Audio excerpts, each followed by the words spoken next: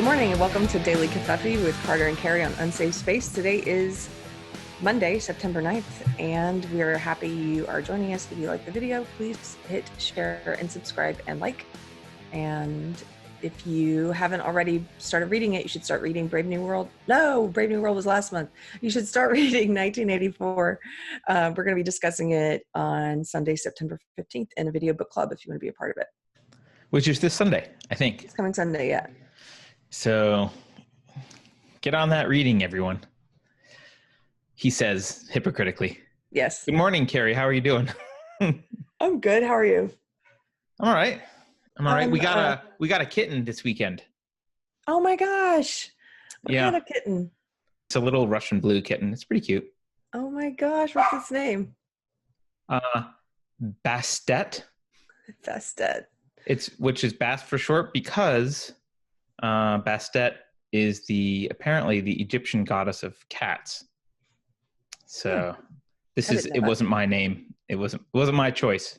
It was my daughter's choice. But now I am a pet owner, and I gotta say, I'm not a fan of pets in the house. Cute cat.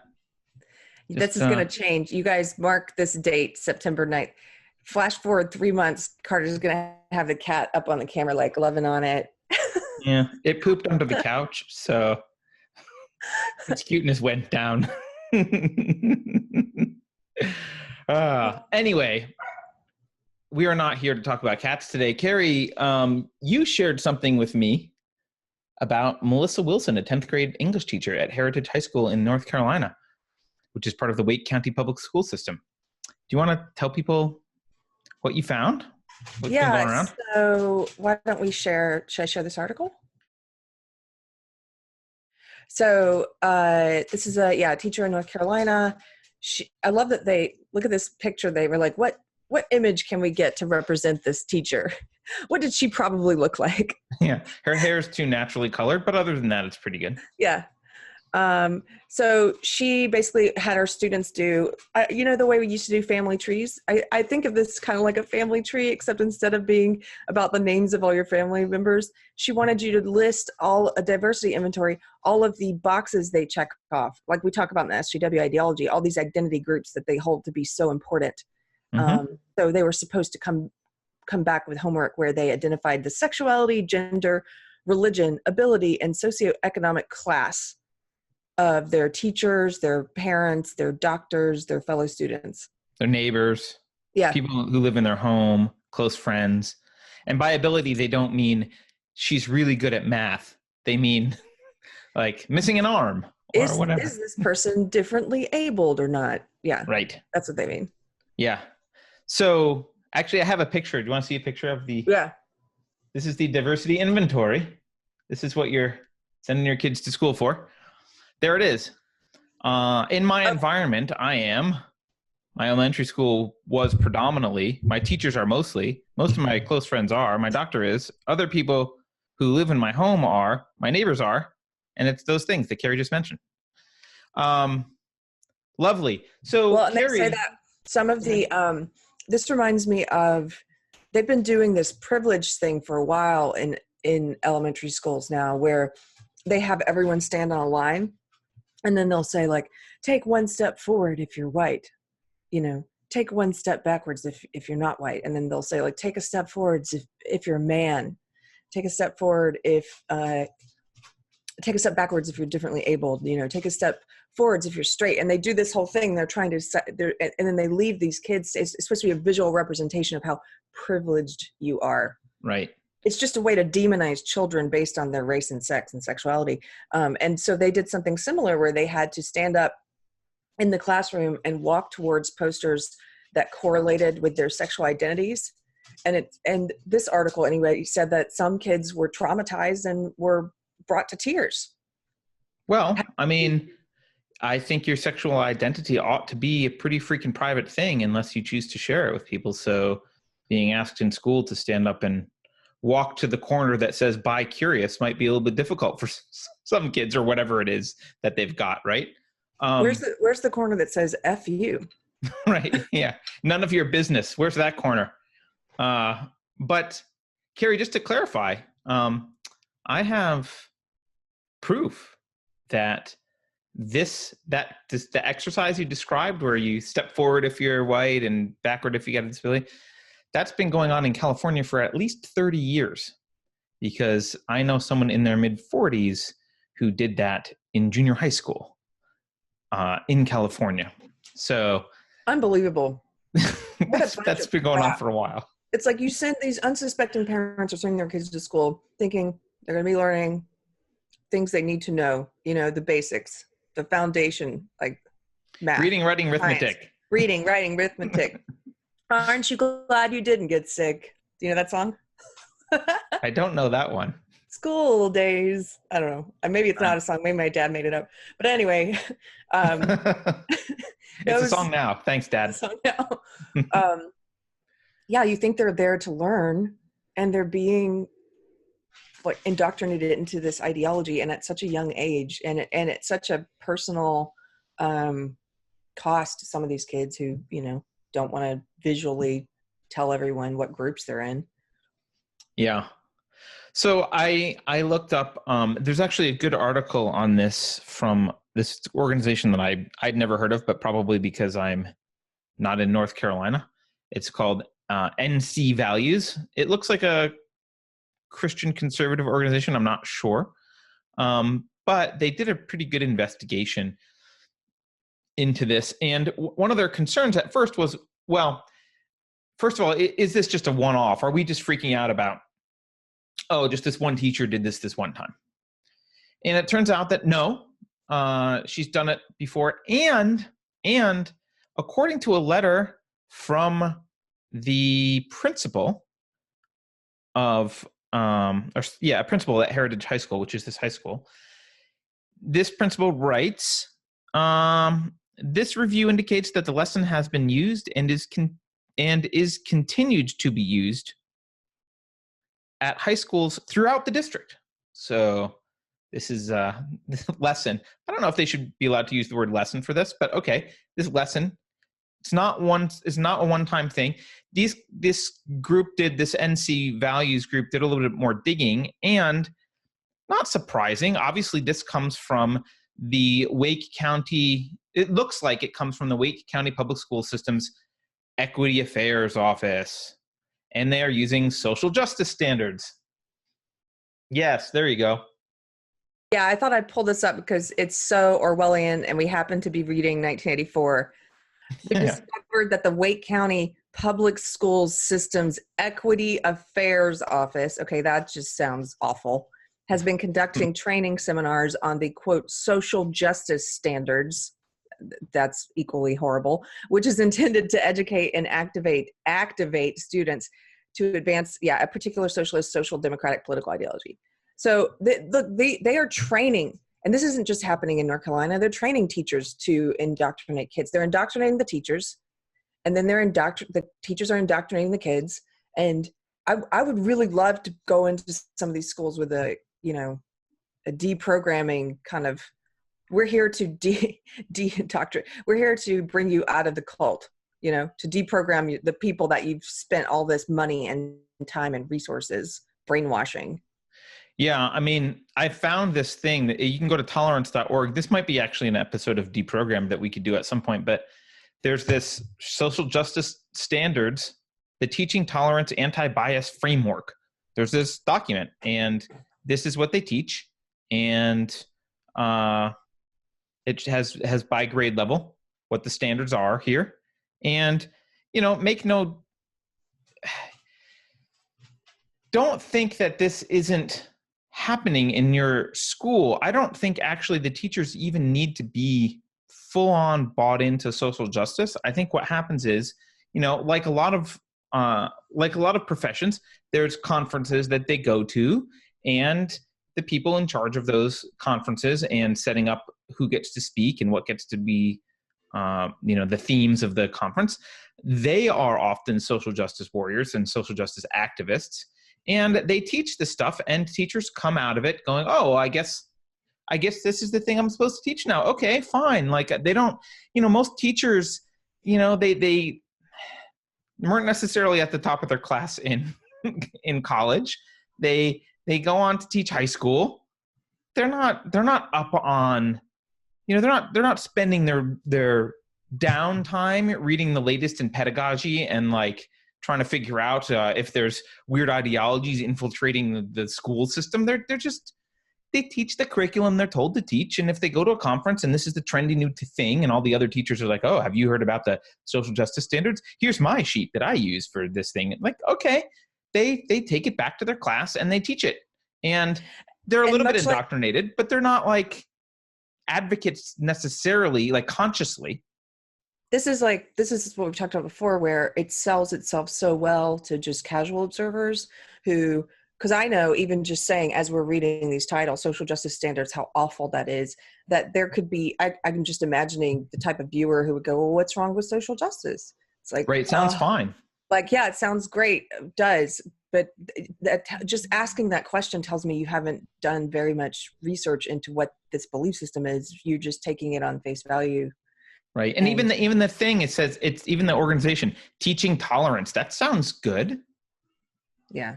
Like, teaching tolerance sounds fine. It shows a bunch of hands, holding hands. Like, okay, it reminds me of the Benetton ads in the 80s. It doesn't sound particularly offensive. Like, okay. Maybe that was a reference that you didn't get, Keri. No, I know the Benetton ads, but that's not what it is. It's just, it's so. No, it's not. And as you start to learn more about this belief system, that's why you can look at titles like this, the Office of Equity and the Social Justice Standards, and it immediately telegraphs what they are doing to your children and what they're teaching to your children. And it's harmful. It's racist. It's sexist. Right. It's all the things that it claims to be fighting. And it makes me, this is one of the, we talk about my old ideology a lot. The two areas that I find most alarming right now, where my ideology has been creeping into everything, of course. Mm-hmm. I say my, meaning I didn't come up with it. I can't take the credit. I'm just saying. I believed in this for 20 years. You would need to. Oh my gosh. But yeah, so the stuff I used to believe in, it's everywhere now. But the two areas that alarm me the most are the church and the schools. And the schools in particular, it makes me really angry. It makes me really angry that this is being foisted upon kindergartners, because it was foisted upon me in college. I was older, and it did a doozy on me for 20 years. Can you imagine? This is 10th grade, just to be clear. I think. But this is happening in elementary schools. We've talked about it before. This article, this is this specific teacher, yes, about 10th grade. This ideology infiltrating, it's happening in kindergarten.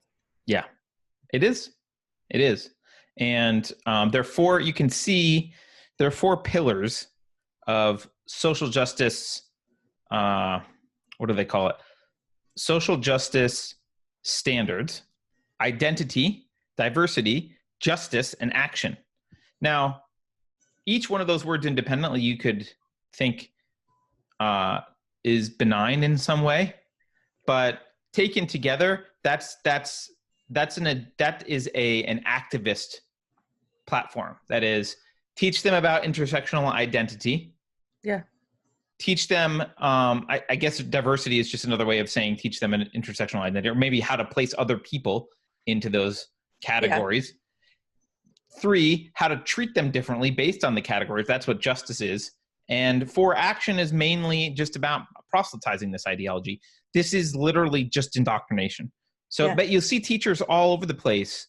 There's a tweet that this one article pulled up.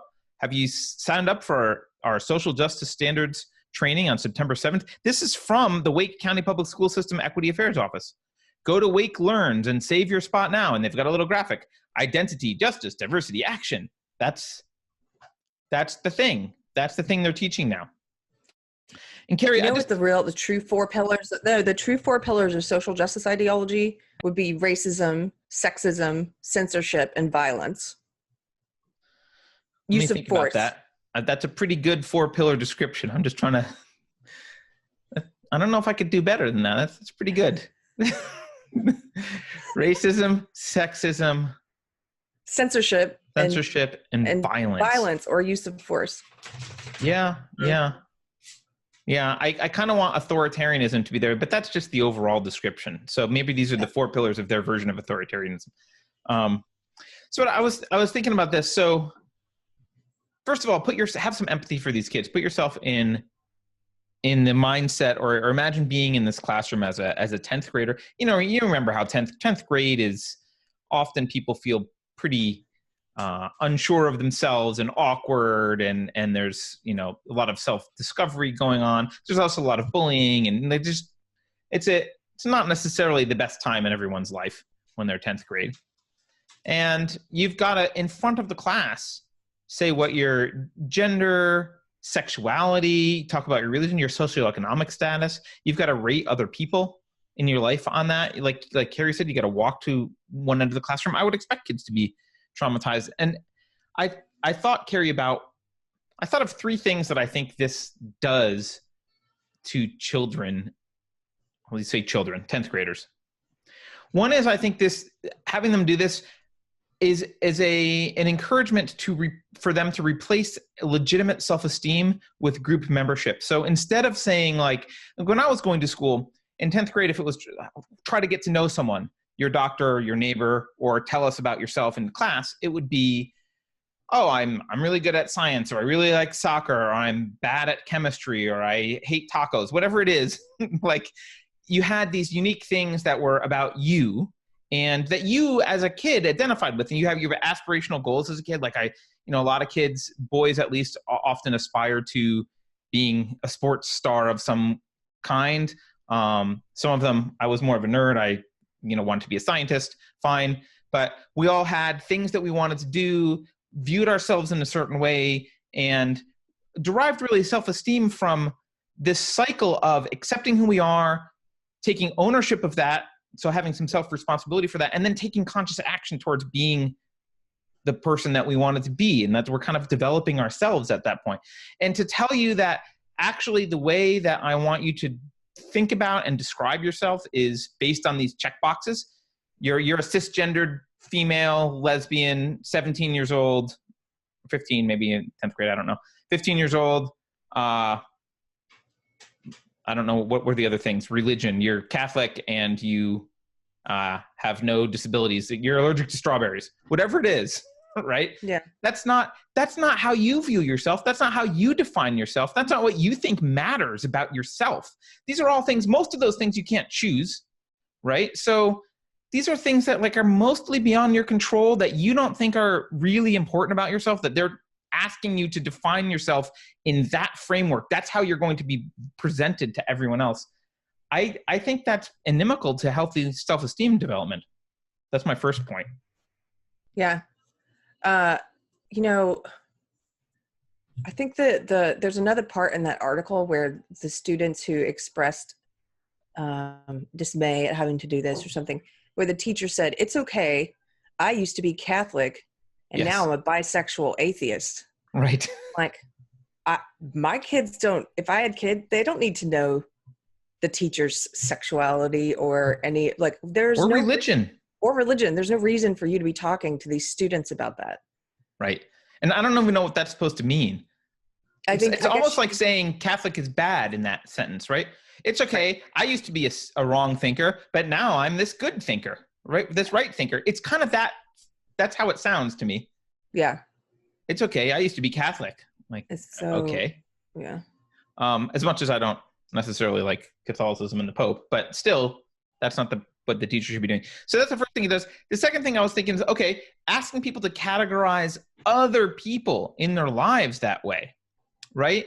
That encourages you to not really think about people as individuals, but as fungible members of these groups. And I think it discourages it undermines an actual connection and actual friendships. And I immediately thought of the story that you tell in that Facebook group of the woman who's like, I want more Black female friends and I can't get more Black female friends. Yeah. And it's like, yeah, because you're thinking of them as Black females. That's like you're walking around. They're not individuals. These are people in target groups for you. Yeah. And it makes every relationship shallow. It replaces human interaction instead of deep interactions between humans who are individuals who can connect and have empathy with one another. It's replacing everyone with NPCs who are programmed to function on I am this category and this category overlapped. You are these categories. Yeah. Let's talk about our categories. That's not how humans relate. Plus it's hypocritical because they themselves say you shouldn't assume gender. So are you assuming your mailman's gender and putting it on the form? Are you assuming your That's true. your neighbor's gender? That's true. I guess you're supposed to go ask them their gender. Excuse me, How do you doctor. identify? Yes. I can't stand that question. By the way, we did a funny video with this. We did a video with this guy, Mark SJW Hughes, which people should look up if they haven't seen it. But Yes. he asked us that question they ask, and they're doing this more often in colleges and stuff now too. It's just automatic. They'll put it on your kid's name tag, right? How do you identify? How do you identify, and what are your pronouns? Don't answer those questions. Identify as. There's no. I didn't see that. Karen didn't see that because there's. I wanted to swear, and I just flipped the camera off. Yeah. Because I realized at the last moment that I can't actually swear, and we're trying to not swear. But well, the thing is, those questions don't have the moment you answer them. There's no right answer for it. The answer is I don't play that game. Right. That's it. Don't even say because then they're setting rules and you're playing by their rules. Even if you're saying, well, I identify as I am my own, I'm a woman, therefore I identify as she. No. Like, right. Yeah, no. What pronoun do I use for you? I don't know. I guess you're going to have to make some assumptions. Yeah, you're going to have to do that one out yourself. Sorry to put all the emotional burden on you for figuring out. Yeah, it is. But I really do think it undermines deep relationships to be taught that this is how you view everyone. Members of your family, neighbors, doctors, they fit into these categories, and this is how we talk about them and view them. And I can't think of anything more. Had this been done 60 years ago, it would have been overtly racist. Like, people would have recognized that's racist. Oh, totally. That is racist. Totally. And sexist and all these other things. Like, and it's a waste of time and money and resources. These kids could be learning something important. It's not a waste. It's not a waste to eat poison when you thought you were buying food. It's worse than a waste. Right. Right. I just want to. It's worse than that even. Keri, the other thing I was thinking about was not only are you asking them to self-identify this way, not only are you asking them to categorize other people this way, but there's an extra thing here that's going on, which, again, I've brought this up before, and I hate bringing up Hitler, but it reminds me of the Hitler Youth. It's asking them to tell in front of everyone. It's asking them to identify people. My doctor is blah, blah, blah, blah, blah, blah. These are the things in front of everyone. Tell someone else how your doctor, how your neighbors, how your family members fit into our categories. And there's something dehumanizing about categorizing people like that. It's a very dehumanizing thing to do. To not say Keri is Keri and I want to talk to Keri, but to be like, well, Keri's a cisgendered white Christian female whose age we won't mention on camera. Like, that's not relevant. Like, that's not who Keri is. Those are categories that Keri is. And if we just say, oh, Keri's just these things, that's dehumanizing. And to have someone engage in dehumanizing others in their life in front of a witness, it's not just do it quietly in your head. It's say it in front of us. Say the words. They are this, this, and this. I really think it really, I don't know, there's something creepy about, not only does it, obviously it shows you have no right to privacy. No one has any rights to privacy. There's no secrets from the group, all that stuff.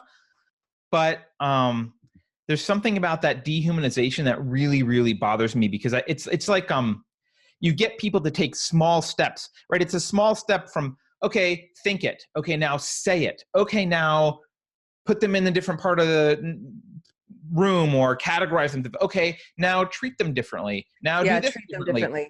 It's escalating your behavior. It's dehumanizing people and teaching you to be comfortable with actively dehumanizing. Because once you've done something, you have a vested interest in defending it, right? It's once you've done it and then someone comes along and says, that's dehumanizing, you immediately feel like, well, if that is dehumanizing, I've just dehumanized someone. So I need to, my personal defenses kick in, and I argue that it's not dehumanizing because you got me to sin. You got me to do the thing.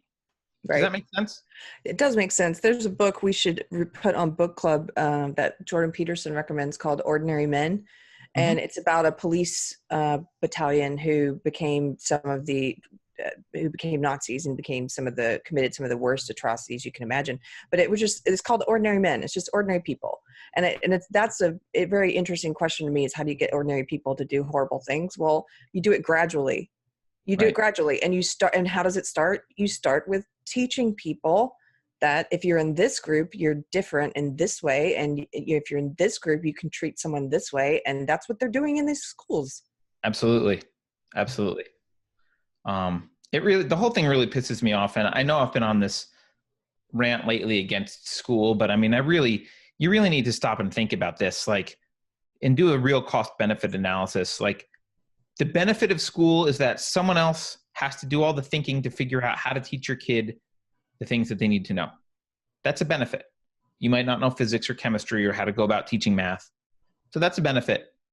But the cost is someone else gets to decide how and what to teach your children. And like, if you don't trust those other people, which you shouldn't, teachers are not, specifically public school teachers, they're not saints. We have this weird like worship of teacher culture.